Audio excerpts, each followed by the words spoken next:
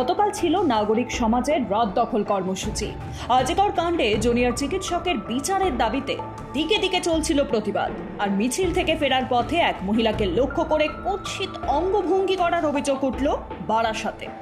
মদ্যপ অবস্থায় এক ব্যক্তির বিরুদ্ধে উঠল শ্লীলতাহানির অভিযোগ। মিছিল থেকে বাড়ি ফেরার সময় ওই মহিলাকে উদ্যস্ত করার অভিযোগ ওঠে মদ্যপ অবস্থায় থাকা ওই ব্যক্তির বিরুদ্ধে। মিছিল থেকে বাড়ি নিয়ে আসার জন্য সেখানে বাইক নিয়ে দাঁড়িয়েছিলেন ওই মহিলার ছেলে। ছেলের সামনেই মাকে কটূক্তি করতে দেখে প্রতিবাদ করে ওঠে ছেলে। আর অভিযোগ সেই সময় রাস্তায় ফেলে ছেলেকে মারধর করে ওই মদ্যপ অবস্থায় থাকা ব্যক্তি।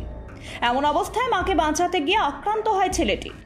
শুধুমাত্র ছেলেটি নয়, ওই মহিলাকেও ধাক্কা মেরে রাস্তায় ফেলে দেয় এবং শ্লীলতাহানি করার চেষ্টা করে ওই ব্যক্তি। আর ঠিক তখনই ওই মহিলা চিৎকার করে ওঠেন এবং যা শুনে আশেপাশের লোকজন হাতে নাতে ধরে ফেলে ওই ব্যক্তিকে। খবর দেওয়া হয় বারাসাত থানায়। বারাসাত থানার পুলিশ এসে তড়িঘড়ি সেই ব্যক্তিকে গ্রেফতার করে নিয়ে যায় পুলিশ স্টেশনে। গতকাল ছিল আজিকর কাণ্ডের প্রতিবাদে রাত দখল কর্মসূচি। আর সেখানেই বিক্ষোভের মুখে পড়েন ঋতুপর্ণা সেনগুপ্ত। শ্যামবাজারের রাত দখল কর্মসূচিতে গিয়ে বিক্ষোভের মুখে ঋতুপর্ণা।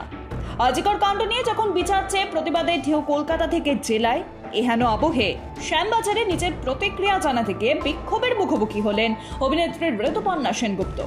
তাকে ঘিরে দেওয়া হলো গো ব্যাক স্লোগান পর্যন্ত।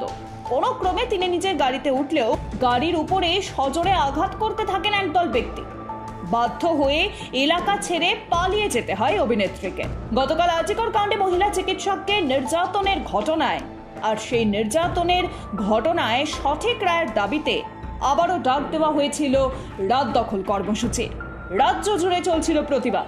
প্রতিবাদের আঁচ ছড়ায় বারাসাতেও। বারাসাতে যখন বিচারের দাবিতে রাত দখলে সামিল হন মানুষজন, তখনই পুলিশের অতি সক্রিয়তার ছবি ক্যামেরাবন্দী হয়। আন্দোলন চলাকালীনই টেনে হিচড়ে আন্দোলনকারীদের তোলা হয় গাড়িতে, যা নিয়ে নিন্দার ঝড় সমস্ত মহলে।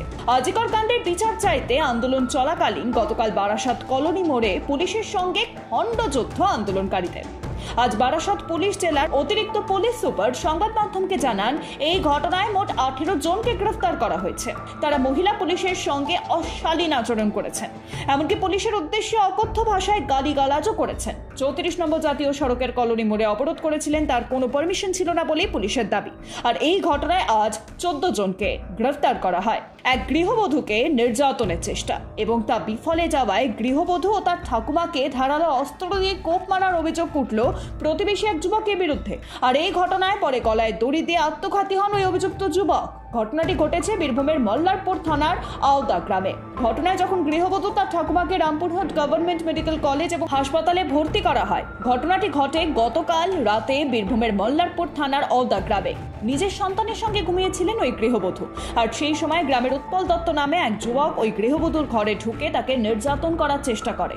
গৃহবধূর অভিযোগ, সেই সময় তাকে বাধা দিলে উৎপল দত্ত তাকে ধারালো অস্ত্র দিয়ে কোপ পর্যন্ত মারে।